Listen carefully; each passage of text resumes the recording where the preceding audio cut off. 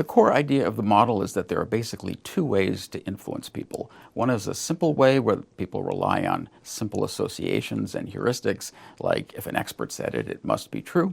And the other way is to get them to thoughtfully think about the communication.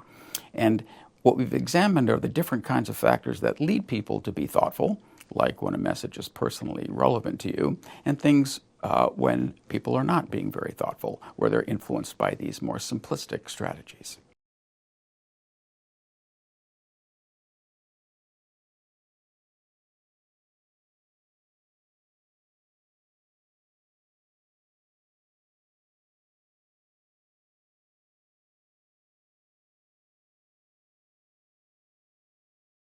Well, the theory holds all of those different kinds of persuasion, whether it's in the health domain, the political domain, or just trying to appeal to a jury, to be basically the same.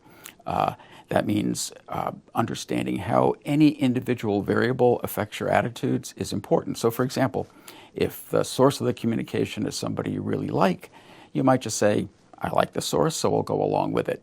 Or that source of the communication might get you to think about the information more carefully. So a likable source might get you to think about what the source is saying, so that the likable source would be more influential when the arguments are good, but that source, even though the source is likable, would be less influential when the arguments are weak or specious.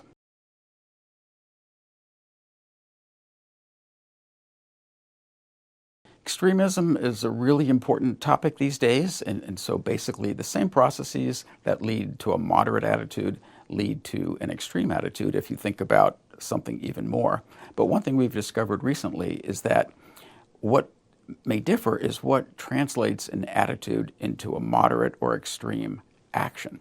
So, for example, two people might really like a political candidate to the same degree, and the more you like that candidate, of course, the more money you will donate to that candidate. That's a pretty mundane behavior. But what predicts whether or not you'll go to violent extremes on behalf of that candidate? Well, it turns out that two people might have equally extreme attitudes toward a candidate, which would lead them to donate money and also to engage in extreme action. But it turns out if the person feels that their attitude is under threat in some way, shape, or form, either because it's directly under threat or because people they like and care about disagree with their attitude, then it's that feeling of threat that leads you to go to greater extremes. In our research, we measure that sense of threat by seeing whether somebody is conflicted about their attitude. So again, two people might have exactly the same positive attitude towards somebody, but one feels totally comfortable with that attitude, and another person doesn't feel comfortable with that attitude for some reason. It's the latter person that's more likely to engage in extreme action.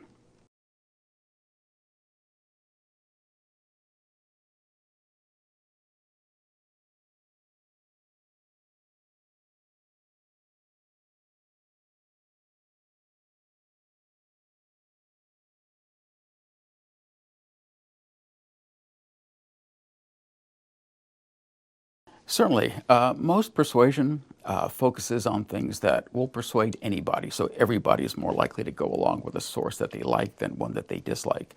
The book that Jake Teeney, Andy Luttrell, and I just edited on personalized persuasion focuses on what an influencer can do to match the message to something about you, your personality, or your interests. So, for example, if your attitudes are based more on emotion than cognition, they should use an emotional message rather than a cognitive message, and vice versa if your attitude is based on your core beliefs.